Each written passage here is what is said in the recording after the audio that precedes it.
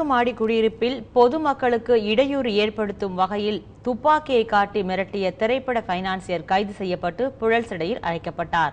அவர் மீது 7 பிரிவுகளின் கீழ் வழக்கு பதிவு செய்யப்பட்டுள்ளது.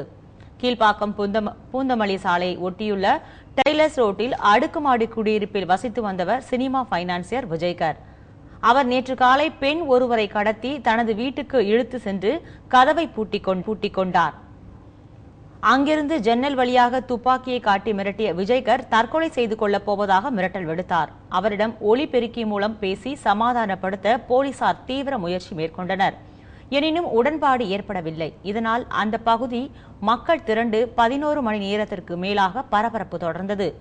இரவு சுமார் 9:30 மணி அளவில் போலீசார் வீட்டை விட்டு நைசாக வெளியே வந்த விஜய்கர் ஒரு காரில் ஏறி அந்த பெண்ணுடன் தப்பி செல்ல முயன்றார். அப்போது இதனை கண்ட அப்பகுதி மக்கள் காரை சுற்றி வளைத்து அடித்து நொறுக்கினார்கள். விஜய்கரை அவர்களே மடக்கி பிடித்து போலீசாரிடம் ஒப்படைத்தனர்.